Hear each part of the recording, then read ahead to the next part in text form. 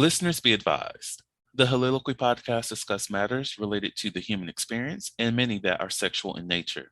Due to this, some conversations may surround triggering topics such as sexual violence, self-harm, abuse, and much more. Please be advised, a list of crisis and psychological resources will be available in the show notes of this episode. With that said, let's get started with the show. Ladies and gentlemen, may I have your attention please as we go through the following safety instructions. In the event that there is a loss of cabin pressure, oxygen mask will drop from the overhead. Place the mask over your nose and mouth. Breathe normally as oxygen is flowing even if the mask is not in.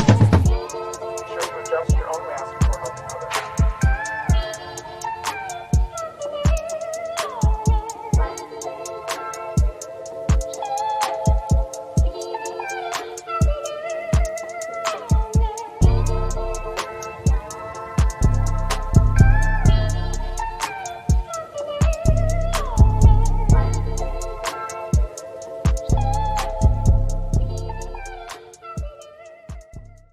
Hello, everyone. Welcome to the Soliloquy podcast, where we step out and speak on sexuality. This is your favorite host, Vernon T. Scott, also known as Slaytor Jackson, and for you freaky motherfuckers out there, Sebastian Adams.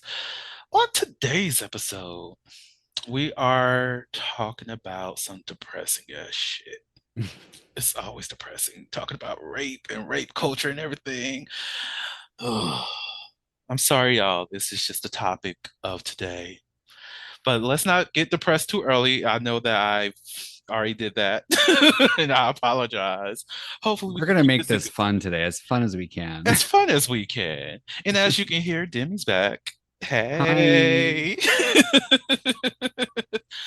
So, if you do not remember, Demi is the host of the Hookup Horror Story podcast. I'm all off. You got it. Just did this. Demi, what are the other things that you're doing, like your blog, your the works that you have? Just let everybody know the great things about you while I get myself together over here. Sure. I'm a sex writer and educator, so I'm also a content creator. I have two blogs, The Deviant Diaries, which is my personal memoirs about my sexual history and all the fun shenanigans I've ever gotten into. Plus, I have a Deviant's Guide to Sex, which is my kind of how-to guide of like sex and dating and all kinds of things in between. And then I also, I'm an author. I have two. I didn't mention this on the last one, but I have two books of poetry that I've self-published. What are they called? Bitter Blue Pill and All Was Nothing in the Time of Champions. Both are available on Amazon. And I'm just a content creator. I make a lot of, I just talk about sex all the time. It's kind of all I do these days. How dare you talk about sex? That's so disgusting. Oh my God. Like, I would never be caught talking about that kind of stuff. Me neither. I'm a log cabin Republican. I should not have laughed. I should not have laughed. I respect your political. Oh, the lies, Lord, the lies. Oh, and I don't think I even mentioned this last episode, but everyone, if you don't know this by now, all the great and juicy information will be in the show notes, like how to follow him, how to support him, how to engage with his work. So just look in the show notes, it will be there for you. In the other episode, I probably should have mentioned that I'm going to add the Polaris Project and also the Leo Grind movie in the show notes for people. But it is what it is. If you don't know about the last episode, go listen to it. Write it down. Yes. Save it for later. Yeah. Save it for later. So let's get into the topic of rape culture. One of the things that we were talking about in the intake meeting was just the importance of advocacy. So why is advocacy important to you, and why should people continuously make that fight to have a better tomorrow, in a sense? Well, so this has just been one of those topics that has always been really important to me. I grew up in a domestic violence household. There wasn't really rape involved, but there was violence. I myself was a victim at one point. I managed to get out of it, luckily. So it's just been one of those things to me that is really important. And especially when it comes to taking care of victims and speaking with people and educating others on the subject. So it's really just kind of like one of those things that it's really a passion of mine. Mm. You know, a part of like one of the things that I've said this to a few people. I don't talk about it often enough, but I truly do believe that sex education, or even just talking about sex in a healthy way, and just having these conversations, is always a political thing.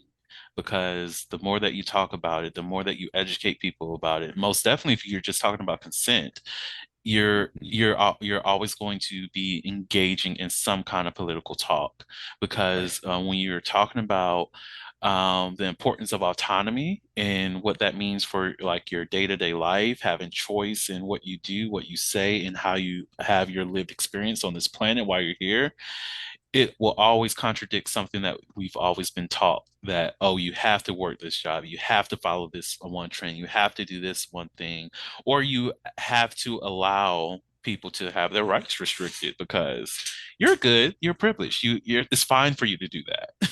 Mhm. These other people are outside of the norm, so we need to push them out. So Mhm. talking about sex and engaging in these conversations in a way is always going to be linked to some type of advocacy, because it is taboo, because it is something that we shy away from. Even when it comes to educating people about sexuality, once you know more about how you can express yourself, once you can understand that other people have sex different from you, and that is perfectly fine, that releases a hold that many societal messages have had on you, or have had in Mhm. those circles that you were in. And now you're talking to your friends about, hey, hey, hey, it's okay for that person to do that. It's okay for them to be gay. Like, why do you feel some type of way about that? Let's talk about this, friend. You Mhm. know? So, yeah. It's interesting because so here's my kind of philosophy on the subject. Mhm, So evil thrives in darkness. mhm, So a lot of people that make this a political thing, and I wouldn't say people like us make it a political thing because it's just kind of a normal thing for us to talk about, to have these discussions and to educate others on. But there's people in the world who believe that conservative values are key and conservative key and but here's the thing is when you try to control people and you try to keep information from people, that keeps them in the dark about the true terrors of the world. mhm, And that's where this stuff kind of lies. I'm not saying all conservative people are this, but they help facilitate. There's people, definitely liberal people who are definitely like, victims and perpetrators. But it's one of those things where you keep people from the information that they desperately need in order to navigate these difficult situations. That's how these things get out of hand. That's how mhm, they thrive. That's how they permeate into other places in the world. It's one of those things where you just keep people from the information that they desperately need. That's why it's so important to educate others. mhm. Yeah. I think that's the thing I love about being in education. Is like the thing that I used to hate the most is whenever a student would come to me and say, "Oh, I would never use this in the real world," or "Why do I have to take all of these certain classes that don't mean anything in terms of my major?" And I'm like, you will never know exactly how that material that you're learning can benefit you, regardless of what your major is. And that was Mhm. something that I learned early on in my when I was earning my undergrad degree. It was that, okay, I'm in this history class and I really do love psychology. Um, it was actually English history class, so it was completely irrelevant in a way, but I was able to tie in the things that were going on in within the psychology realm with the English history, which got me into wanting to explore narratives a little bit more, and Right. figure out how those impact our psychology, how those impact our upbringing and everything like that. And lo and behold, that brought me to where I'm at today in learning more about scripting theory, because that is something, learning more about narrative therapy, because I made the decision to combine two completely different subjects into one thing to see how that can manifest into something beautiful or something new or something that relates to what I have goals for. And I think that's something that a lot of people tend to miss out on, because of the information that we're that's kept from us. Just imagine the inventive things people can do in terms of their own personal sex lives if they just knew about more things on the spectrum. Like one Mhm. of the things I really want to do is learn, well, see how, the rose, the clitoral vibrator, that little Oh yeah, yeah. thing. I really want to see how that can be used for nipple play. Like I'm literally purchasing one just so I can explore nipple Oh, play with I'm it. sure great. Right? I'm sure Like, great. I have no feeling in my nipples because I've had them pierced multiple times, so ooh. it's not it ain't gonna help me any. But for those that it would, absolutely, yeah. Right. So those kind of things, like whenever you're aware of all the diverse things out here, there's so much beauty. Like, in even within conservative viewpoints, like there you can find beauty in there, but the way that the narrative is now is a whole lot of shit in that pool. So once you sift through the shit, you might find a diamond. Okay. And we could talk Maybe. about how the Bible is one of the most pornographic books Oh my ever God. created. Oh my. Bestiality, incest, matricide, infanticide, you name it. It's disgusting. So, Yeah, I learned that from a friend actually. She was like, there was, I forget, was it it's a book of somebody. I think it was Samuel or Psalms. No, Solomon, the book of Solomon. She was like, yeah, all of this is sex. And I was like, bitch, mhm. what? It's all sex. And that's why they're so hung up on it, is because that's ingrained in their mind themselves, because that's all the information that they really keep is in that damn book, because they don't have space for anything else. That's literally all they have. So again, that's the danger of this, is like when you have such a limited worldview, you don't know how to navigate uncharted territory. Mm. It's like being afraid of tomorrow. Exactly. You're literally being afraid of the world, and it's like, we're here. God made us all. You can't Mm. say that God created one thing and say no, no, no, you're a mistake. Like, no, that doesn't fucking make sense. That's so boring too. Not Like, in the God I know, anyways. whenever I think, have you read the book The Giver? I've read The Giving Tree. That's a good one. Shelter Machine. That is a good book. Oh, the old man. Yes. Yeah, yeah, yeah, Yes. yeah. A long time ago, like third, fourth grade.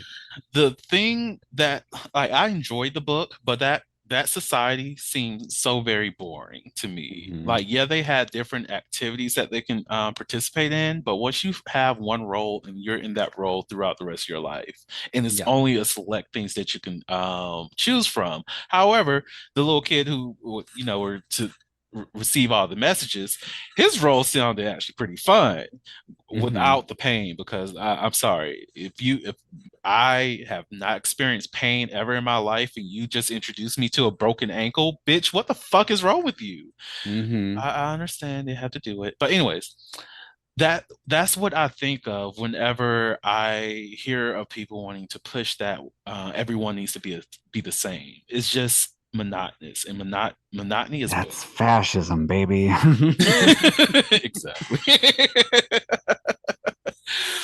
This is the land of the free. We're supposed to like really celebrate our individuality. We're supposed to celebrate all the different things that we are, because we are the most culturally vibrant melting pot of people. But people still, and they're just so radical these days. I can't deal with it. Yeah. And whew, and that's radical on all sides, and it's just annoying. I agree. I completely agree with you. I It's just like, completely can we agree. have a It's conversation? radical everywhere. We need to fucking reel it in, bring it to the Like, middle, and chill the fuck out. but for real, like I've experienced people who are just like, "How dare you do?" I'm like, "Oh, child, why are you upset? Why?" But you can't have actual discussions with people on either side. That, number one, because social media is so limited in how we actually communicate with each other, Mm, but also like people just blow things out of proportion because they're complete strangers on the internet. People say that those heinous things to strangers on the internet. It's like, why? God, I remember I had an argument with somebody, and I told him that I was an educator, and he was like, "I would hate for my students to ever have you as an educator." And I was like, "Well, you will probably benefit if they were one of my students because all my Right. students graduate. So, and also Ah, most most of my students were college students, and again, all of them graduated. So, yeah. again, That's a good comeback. so You can go homeschool little Rusty and fucking see how he turns out. right, but. Anyways, back to the conversation. I love Right. tangents. I love tangents for this reason. Now, so part of our conversation earlier on was how porn is fantasy and it is not real sex. Mhm. And some people have issues with breaking that down. Um, so I think about whenever, because we were talking about real sex at the Yeah. time, and because I love that show, and I need HBO to just put that on HBO Max. Like people are paying for HBO Max, put the shit on there, okay? HBO, I need to write them again. Put that on, put it on there. Yeah, why is it not?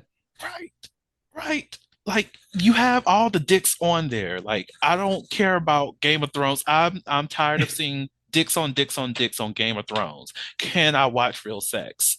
Right. Please. So but anyways, when it comes to because I know part of that was whenever I because I was reflecting on whenever I do watch porn, I do get uncomfortable watching some of those things because of the way porn is shot. It's Right. you can have those scenes that are very forceful, and one of the things that I'm doing research on is just how rape culture is kind of normalized in porn. The Soliloquy podcast focuses on the variability of sexual expression. When it comes to sexual expression, we often depend on pornography to illustrate how one must perform sexually. For those who have not learned this by now, the stuff you see in porn is not real. Pornography provides a singular perspective of sexual expression that is not often the reality we see during our own sexual encounters. The Soliloquy podcast is a conversation that takes you outside of the compressed box of what many know about sex. Some of the topics we discuss includes kinks, condom usage, status disclosure, and past sexual experiences. The Soliloquy podcast steps out on sexual norms and recognizes that the norm is not the only normal. Subscribe today and join the conversation.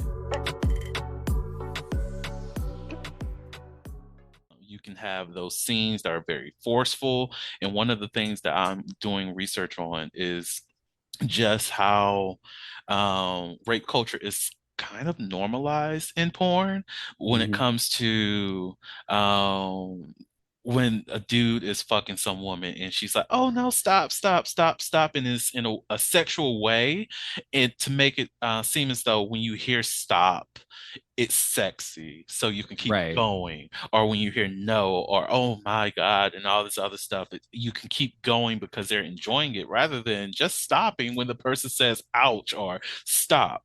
Yeah. So people are being taught in a way that this is what you're supposed to do during sex, but don't recognize that this is only for a scene. This is only for show, rather than this is how you should be experiencing your partner's body during an actual sexual encounter. Right. Well, like kids these days, like, you know, we're all millennials. We came of age during the time of when the internet was just beginning, you know, so porn was kind of everywhere. I remember downloading JPEGs of fucking Jessica Alba, like that took like 45 minutes to download because I was a little bit bi curious back then. Yes, But Jessica. she's gorgeous. But like the kids these days get all their information from porn. They get all their sex ed from porn because all they really teach us in school is what, how to put a condom on, but that's not it. You know, there's so much more in there just in interpersonal stuff and all that stuff. But what porn actually is it's exaggerated. It's just acting, you know. A high percentage of pornography is actually considered rape themed, but of this 95% is directed directly at women and girls. So kids absorb all this information, and guys in particular absorb this information and think that that's how you have sex with a girl. And that's not the case. You have to kind of like teach kids earlier on that they have to understand the difference. Hmm. So, to the parents out there, my question to you is, are you able to have that conversation with your kids? If not, are you willing to find the resources to allow you to have that conversation with your kids? Or Right. are you willing to allow the school system to have the conversation with your kids with comprehensive sex education? And that's the thing. A lot of these new laws and stuff actually limit what's actually taught in schools. So even what limited information that we get taught in schools is even becoming even more limited. So Yes. with these new bills and stuff, these kind of like anti-LGBT stuff that's happening, it's getting crazy. Like we can't actually have these conversations anymore with people. Like you have to kind of fight, man. It sucks. Mhm. You know, the craziest thing about that is that it's very much legal, like with the Florida law, like the Don't Say Gay bill, is very legal on a federal level for them to remove everything dealing with LGBTQ issues because of the federal law as it relates to sex education, because it Right. only permits abstinence only sex education and including safer sex options within that. And the sex You ed get that, nothing with that. You get yeah. nothing with that. I am living proof. I had a promise ring when I was 16 years old. Did that fucking 15 years old, sorry. 14. 14. Yeah. I had a promise ring. That shit did not work, clearly. Like I had sex one time. I was sucking dicks in a baseball field. Like it was like it but but again, I put myself in these situations because I didn't know any better, you Mhm. know? And that's why I am very fearful of our youth. And I'm fortunate enough that my younger cousins are comfortable enough to ask me these questions, even though I tell them, hey, talk to your mom or your dad first. And if they're not willing to answer, because I know like my aunt, she doesn't care, and to their dad, fuck him. It's not really fuck him. He's a cool dude, but still fuck him. But at least Yeah, fuck dads, man. right. Fuck all I dads, have a every single history of one. that. But like Just when it kidding. comes to right, Not when all it dads. some are very amazing. I have an amazing dad. I love that man. When it comes to like any questions that he may have, willing to answer some of those questions and point him in the direction of finding the actual answers himself too, because I don't want my younger relatives, to be as blind as I was when I was exploring who I am, what Right. sexuality is, and all of that. And even on top of that, just the amount of adults that I've met who just don't even know the bare minimums of who they are as a sexual being. Mm-hmm. Like they cannot articulate what they want during sex or what they need during sex. They don't have a concept of understanding, respecting other people's boundaries as well. And it's Mm-hmm. like, I don't have it in me to constantly teach adults what their sex is supposed to look like, or how they can approach other people on a sexual level, because that's time consuming. Yeah. Like, just get the information. We got a life Uh, too. We ain't got all day. right. Like when I tell you Answer questions for 24 hours a day. Goddamn. I've started to send people to my podcast, literally. I'm like, oh, well, you don't know this. Here's an Listen episode. to Just this. listen Yeah. to that. Like, because I'm not going to be your teacher. Most Yeah. definitely if you're not going to pay me for this. So we're not doing that. Exactly. All we're doing is just trying to give people the ammunition that they need to make better informed decisions with their own sex lives. Yes, that part. Um, this going back to comprehensive sex ed, and also some of the media that we consumed as children. As I mentioned, I was like huge on real sex when I was young, and that helped me learn a good bit of how diverse sexuality can be. Mhm. I remember episodes where there was a straight man who loved wearing women's clothing to engage with his partner. At first, his partner, she was uncomfortable with it, but after they had the conversations, and I think I don't know if they went to a therapist or not, but they had the conversations about it, and she grew more comfortable with it and recognized that this is just a part of who he is, and loved that. Yeah. Seeing how even Black couples on that show were very open about how they like to have sex with each other. It was where I learned more about the history of like the Greeks. I was like, oh, that's interesting. Oh, Sounds the good Greeks are freaks, man. They're as hell. Like I was like, nasty. whoa, y'all doing too much. Nasty. The Romans too. Damn, they were nasty. Nasty hoes, but we love it for y'all. Like just even learning like even the stuff that like in media that you will see about Spartans, and I'm like, oh, to know that some of these men were having sex with each other. They Okay. were all fucking. They were all fucking because it was culturally okay to have a wife and also to fuck dudes on the side. It was completely okay. And a lot of like the philosophers of the day had like, younger male cohorts that they, clearly, number one, they learned from them, yes, but they also definitely had sex with them too. So it's, Right. but again, this is a completely different culture, completely different world that they grew up in and that they lived in than the one that we live in now. Exactly. What were some of the media that you consumed when you were a child related to sex? So I was a Loveline fan. I listened to Loveline every single night. Dr. Drew, Adam Carolla. I was like a big radio person. I would hide in my closet at my grandparents' house and like call in sometimes when had to ask a question about whatever, like wet dreams or whatever. Like, so like I was like always like I love this because it was naughty first of all, and it was funny, but it was also like really important information. Hmm. And I also remember Dr. Sue Johansson. I don't know if you like remember this girl at all. She was the older woman, probably like in her 80s, but she was a sex educator and she was on TV. Mm, I just vividly remember her like teaching how to put on condoms, like on a dildo, like on television. I know who you're talking about.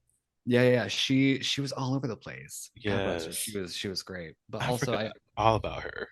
I remember also a lot of the times, and I've written a story about this about Skinamax. Did you ever have Skinamax in your Yes. house? We did not have it, but I heard of it. Yeah, my grandparents had a black box, like what they had bootleg cable, and they thanks to my dad. And so like at 10 o'clock every night, there was like one particular channel that would just like immediately flip and then turn into like porn.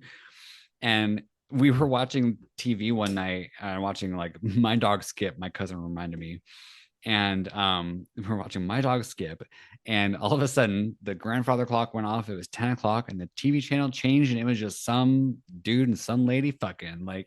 Oh, So grandma and grandpa were like freaking out.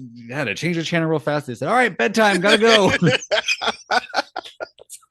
So that's I was kind hilarious. of taught because of this. Like I had a very kind of complicated, really like sex was all. But then my grandpa also had Playboys like in his bathroom. So like I was on one side it was like a very private thing that you did, and then at the same time it was also a very shameful thing. But then also behind the scenes is like where people like were talking about it. Mm, I had all this weird information from everywhere. But sex in the media in particular is like it's all over the place. First of all, like it's very accessible. You have billboards that have tits and ass all over it, mm, and then you have, but then you have like love stories. You have very romantic stuff, or you have very violent things in movies. So it's kind of hard to gauge what sex really is. It's hard to navigate whatever these topics are because we have such a very complicated relationship with it. But mhm. talking about this stuff and talk about how we learned about it really opens up the conversations to like bigger things. Yeah. Another show I really hope that they bring back is Undressed. That was something that I watched. I think this was going towards my preteen era, and it used to come on MTV, and I, it was kind of like the American version of Degrassi, Okay. but a lot more sexual and it's not really about teenagers. It's more I had focused such a on crush like on Marco. Marco was kind of cute. I'm not even gonna He was a lie. cutie. He was a cutie. Marco was Bay. Mine was Jimmy for a little bit of time, and then I let that one go when Marco came on the scene, and then like Marco and Paige's brother started dating. I was like, oh, this is so cute. Let's keep that going. Mhm. Um, okay, now I'm going deep into the grassy, but that was another good show that actually Yeah. taught about sexual health. That's where I learned about STIs that my school didn't cover, about how easily it can be transmitted and how, oh yeah, you can have an outbreak at school and things like that. There is a really great show, and I'm sure your listeners are probably familiar already because it's such a fantastic show. It's like it's called Sex Education. It's on Netflix. It's such a good show. Oh, Like so good. Gillian Anderson is so good in it, and it normalizes being openly queer and gay, and just has like really deep, meaningful gay sex conversations. I remember the one part where they're teaching how to douche, like that one thing. But it's such a well-written show. It opens up so many great conversations. And I'm so glad that kids these days have a show like that that they can actually Mhm, watch in order to get information somewhat under the table. It's not like mhm. overtly in your face, but it's like it's there, it's sex education. So Yeah, it's very well-written show. And I'm very happy that kids these days have something like that. I agree. By any chance, do you miss when television had that switch where it just immediately went towards like porn or something like that? No. What? I They do. made very uncomfortable situations with my grandparents. Okay, that's a valid point there. It's a very My valid point. grandma spilled her martini all over me. It's time for bed. Time for Gotta go. bed. Like I think it's just the nostalgia of real sex that makes me miss it so much. Um, in a way, knowing that you're getting away with something that your parents don't know is going on, like you're watching stuff on HBO. I also miss the BET after. I just miss a lot of After Dark Oh yeah. series. We need to bring that back in a different capacity. Like, can we just have like a streaming service that's all like after dark? Yeah. It would be so much fun. And make sure it's a child protection lock on it so that the parents don't have to worry about it. But then again, these kids are smart as hell. So if you have Kids, kids, here's don't. the thing about kids. Kids want to know shit. Mm, Kids want to know because they're very curious. They want to know what's going on in the world.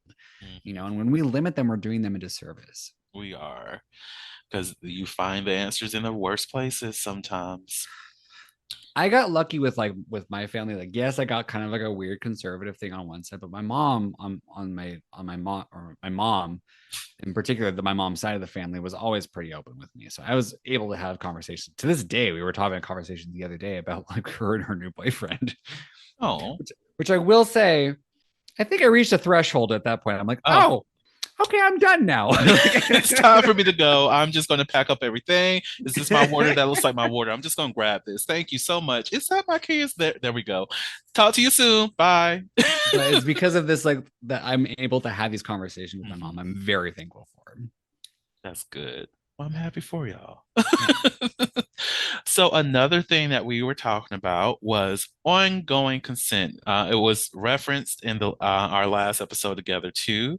So when it comes to consent and just ongoing consent in general, that's just for those who need some little bit of context there.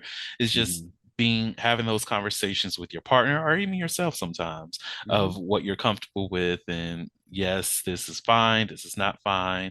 So what how impactful is ongoing consent for you? It's the most thing. So I will say it's not the easiest thing to put into practice, but I think that once you kind of like have an understanding of who a person is and how your kind of relationship is, it's kind of easier to navigate. Hmm. But consent isn't a one-time deal. Like, yes, you have to have those conversations prior. Like, what are you into? I hate that question, by the way. It's very vague, and Very people don't big. really don't really know what the answer. So it's like, what are your kinks? What are your interests? That those are better questions to ask. So yeah, you have to do like that pre-work, I think, with consent to kind of like understand where a person's at, what their things are. And also while you're actually engaging in it as well, making sure that it's ongoing.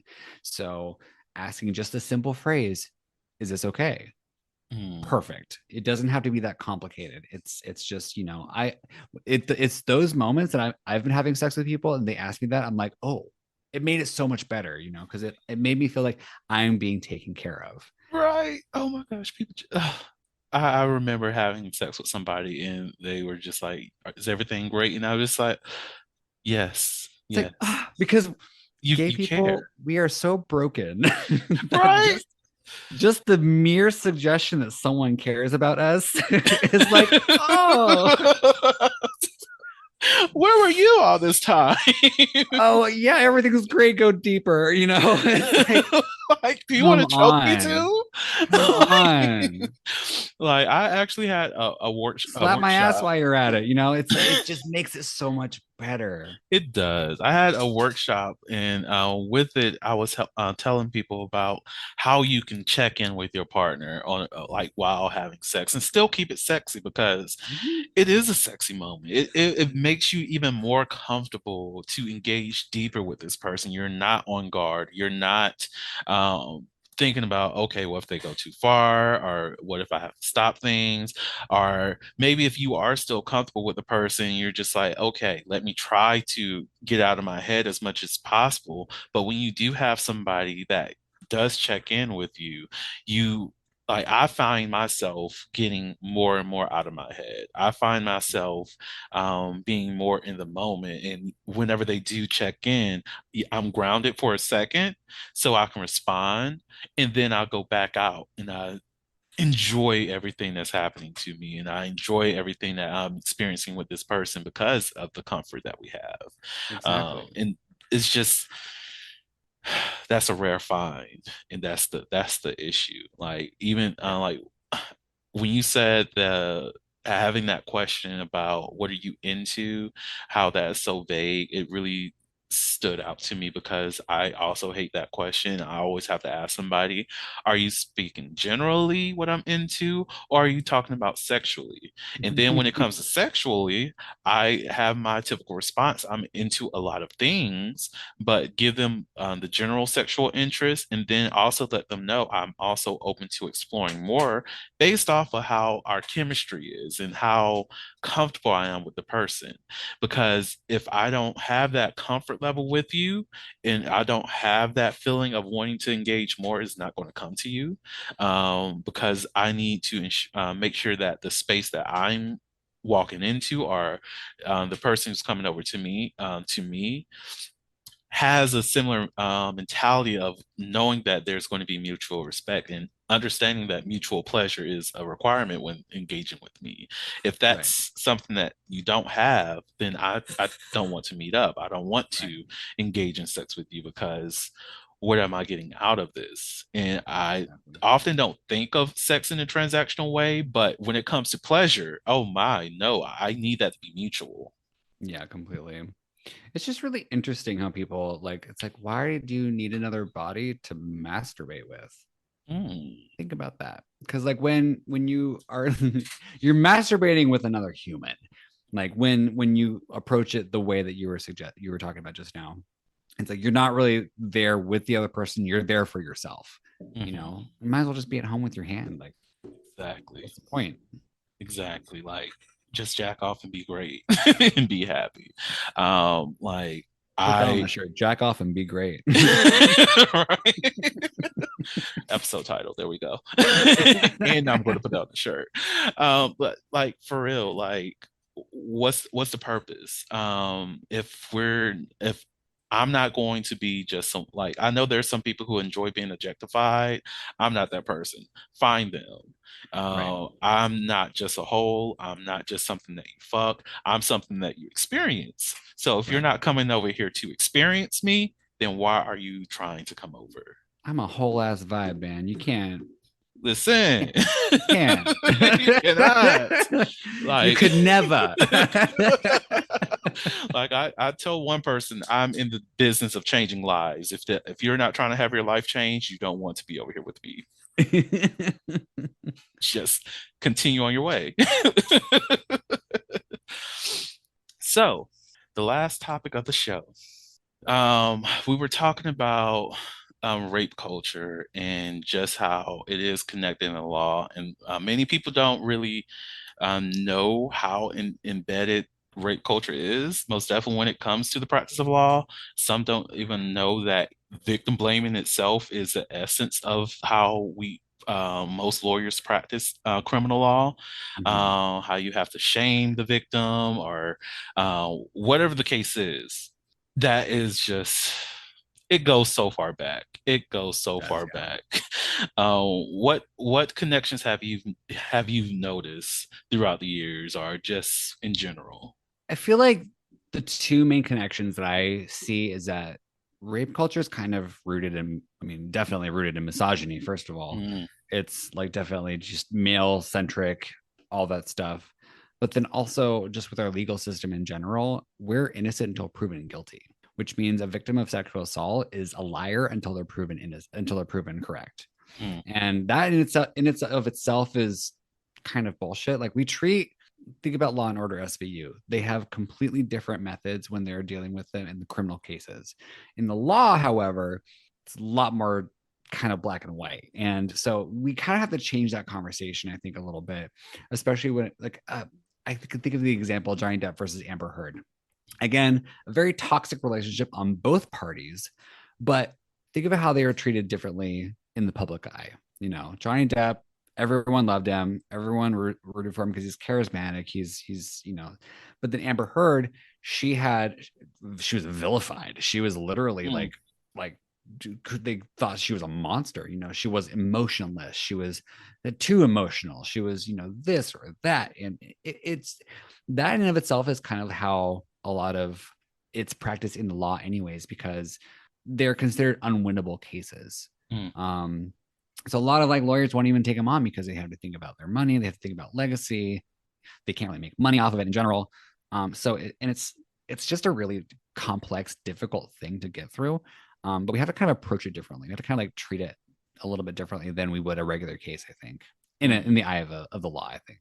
Yeah, I would love for us to get to that point where we can have like look at things in context. Like the facts definitely matter, and then also the things that surrounding it is also important too. And I think that's where also need to extend that to a lot of the other things that people are like murder or um, even crimes of poverty in general. Look Mm-hmm. at things in a holistic way. Because I remember there was this case where this man was on death row, and I think he was executed. But he murdered a police officer, and the reason he murdered the police officer is because the police officer killed his little brother and I think his mother too in front of him. Like he was living across the street, but he saw all of that happen. And this he was a young I think he was 17 or something like that. He witnessed a police officer murder his family, and he responded and murdered that police officer. And rather than looking at things in the context of what was going on for a 17-year-old and what he witnessed at the time, it was just a black and white response. Oh, you killed a police officer, you're going straight to death row. No redemption, no looking at his changed behavior, seeing that he's improved, gotten a lot more mentally sound and everything, healed from that trauma. None of that came back up. It's just you murdered this police officer, death row, and you're going to die. Yeah. Like the circumstances that led up to that matters. The context of this person's backstory matters. And until we're able to incorporate that into the legal practices, I don't think there will be true justice for any persons. I would agree with that too, and I think a lot. Another thing came up as you were saying that I think a lot of the times, monetarily, lawyers go into the business of lawyering Mm. the law because they want to make money. So Yes. capitalism is another thing that kind of feeds into this as well, because like no one wants to take on these sexual assault cases because they're unwinnable. You can't make money off of them, Mm. So it's like, what are we doing then? It's, I think another part of it is capitalism. Yeah, and that reminds me of like those cases with like Harvey Weinstein, Yeah. uh, Privilege, money. Yeah. what's his name? Bill Cosby. Insulation. That's like people were going all in about their victims, talking about, oh, you're only in this for the money. And I don't think there was even a monetary thing involved in any of their cases. It was more so holding them accountable for their actions. So I'm like, In Epstein, where are they gonna? there was a victims fund in Epstein's situation. Oh, yes, that is true. Yeah. But I again, don't it's a very layered thing. It's not always a one and the same thing. that is true. Like, and that's the thing that I need people to like take a step up, back from. And even if there is some type of monetary benefit of this person going to jail, That shouldn't mean that the that sh victim is a liar. exactly. Like, can we just address these things? Because even with the R. Kelly situation, before the like I remember the situation with Leah because I was young enough to remember, and I didn't really put anything in context because me being a child, everybody that's like older than me is an adult, so I don't know how old she was. So but I was old enough to remember the situation with him peeing on this young girl, and I saw the video and I'm like, that's a child, like she looks like my age, like what, this You doesn't. saw the video? I Wow. did. Look, LimeWire had it on there, and Oh, I had to shit. download it. And Yeah, I still have never even seen the Pam and Tommy thing, but after I saw the documentary, I'm like, I don't ever want to. Mm, Because that was a private moment between them. But true. again, the R. Kelly thing, that's not. Yeah. So They it were was that was a married couple. R. Kelly is a predator. So right, right.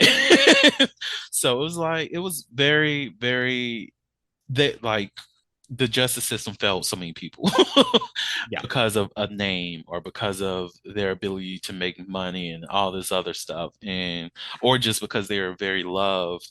And we're at a point now, and I hope the shift continues towards holding people with wealth accountable, but I don't know how far that's going to go. I really don't. But I would love to see a lot more of that. I would love for people to step back from, oh, this is my favorite person, they can't do any wrong, and acknowledge that, hey, this is my favorite person. I hope if they did do something wrong that they're held accountable. So let's see how everything goes out in court before I make my statements about, oh, they're innocent or they did not do this. And this reminds me of the situation with Meg the Stallion, where it was clear since when she was shot that this stuff happened, but you have all this misinformation saying, oh, It she was wasn't shot, so this is only for money, crazy. this blah blah blah. I'm like, she makes more money than this man. There was there was people who saw the thing. Exactly. And then the one who flipped on her, Mhm. that was money, I'm sure, from Tori. Right. So I'm like, rather than looking at the facts that are right there in front of you, we are going to demonize one, women, and we're all, especially Black women, and or we're Mhm. just going to follow this person because we're a part of their fandom. No, let's not do that. No, yeah. Whew, okay.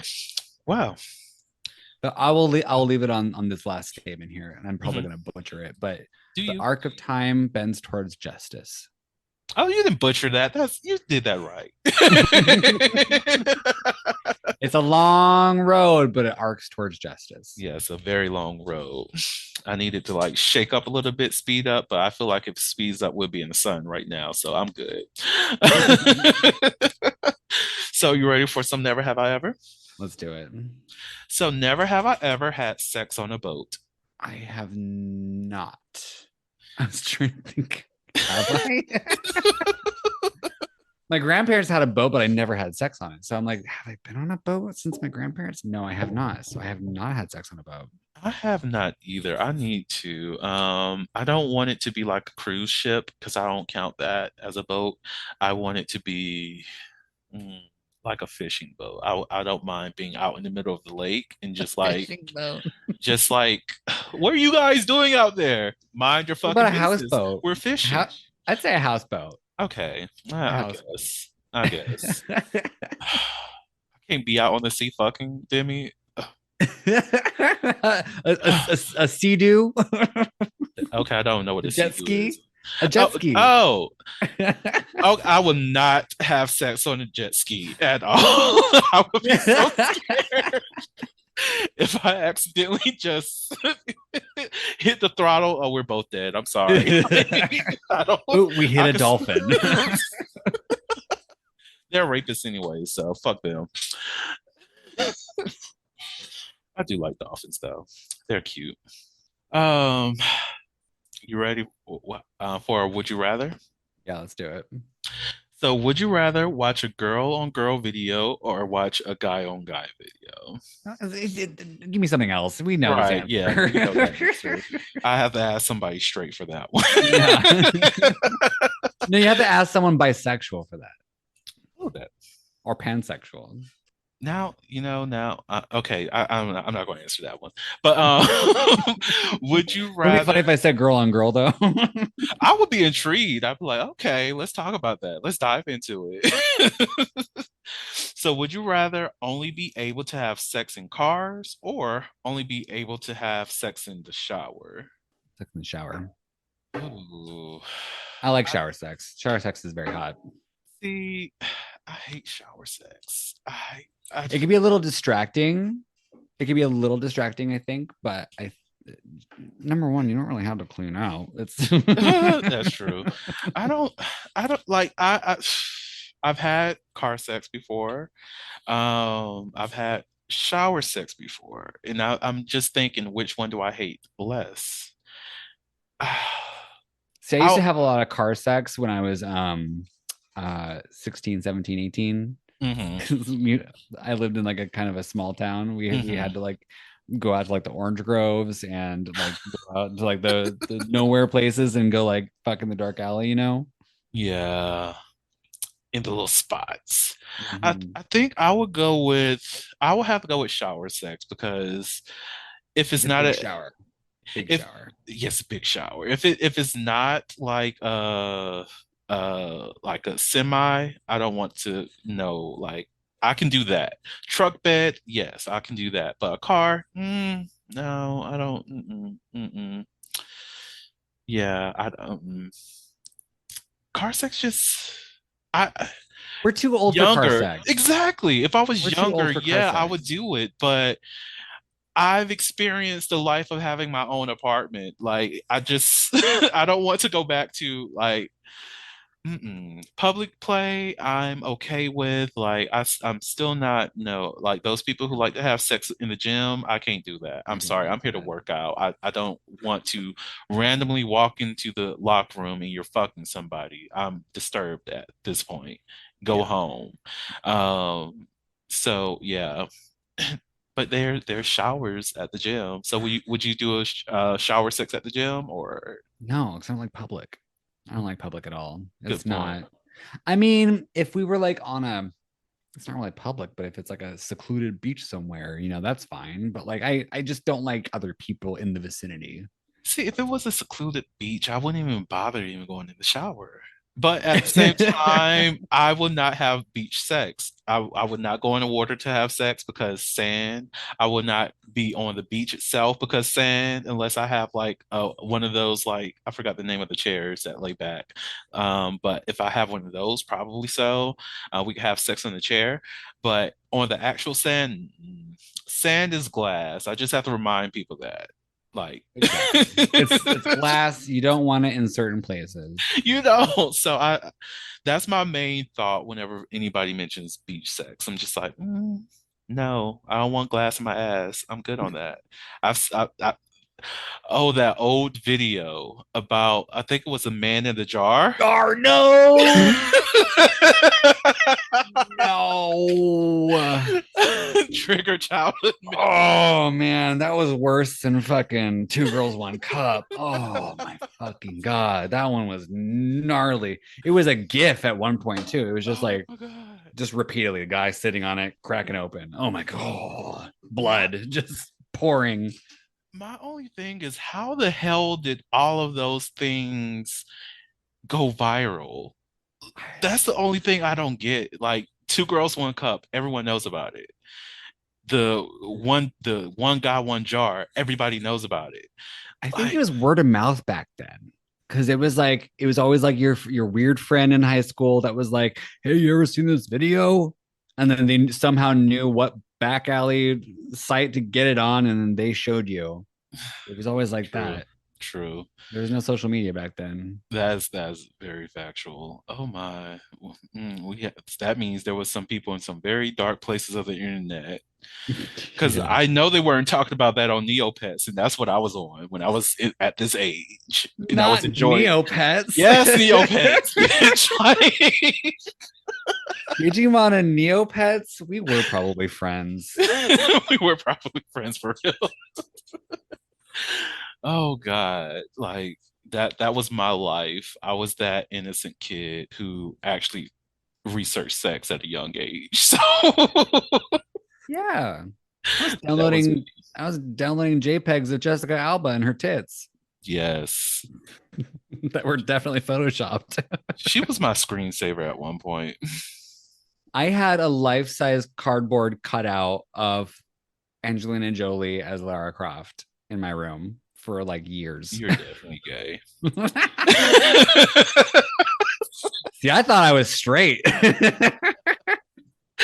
Or at least But bisexual. No, I was support gay. Laura Craft. It was like so beautiful and like Mhm. oh the good days. Like I don't get it. Like yeah, she was so very fine on the cover of the game. However, playing the game, she was even sexier. It is all bad pixelation, so I don't know how, but No, I love the she games. They were it was fun. like her figure was just yeah, we were friends. Definitely friends. So, would you like a sex question? Let's do it. Have you ever watched another couple have sex? If not, Yes. would you want to? Oh, so you have. Yeah, of course I have. How was that experience for you?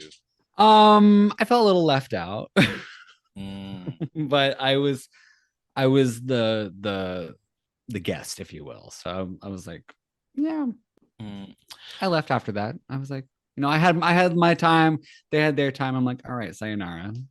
Wait, so they didn't include you throughout the entire process? It was me and one, and then the other and him. So I didn't go the third person. Uh, Yeah, yeah, yeah. hmm.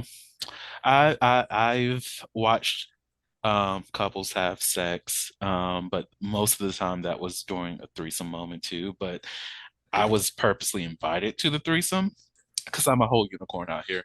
So I was invited, and they were pleasing me. But I've also had like horrible threesome experiences where I didn't know that these two people were like a couple and they were just enjoying each other. And I'm just like, why the fuck did y'all even like? That's exactly how I felt. I was like, I feel like I mean, I'm not a huge voyeur anyways. I'm like, I don't Mhm. really like that a whole lot in these days, but I was kind of like, I feel like I'm like witnessing a private moment here. So I'm like, Exactly. I'm get okay myself with out of here. leaving. Like, enjoy each other, I guess. Yeah. Did you like why am I here? Was Yeah. I here to spark conversation for y'all to fuck? And I need to be paid. Oh, well, see, they didn't have sex at that time. They had sex with me. Oh, That was fun.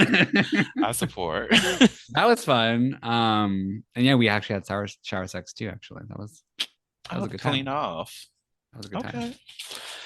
Well, yeah, I need to like I don't know. It's hard to find couples these days or couples who actually have like the Not here in LA. Everyone's a fucking couple. oh the yeah. I mean conservative ass That's the choice. problem I'm facing is the guys I'm interested in have boyfriends. It's like, God, fuck. Are you kidding?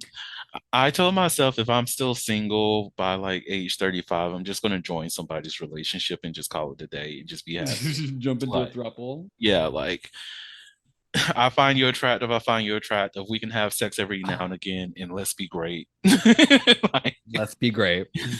that's it. Well, I'm almost 35, so I'm I'm veering towards them myself. Having a couple with someone.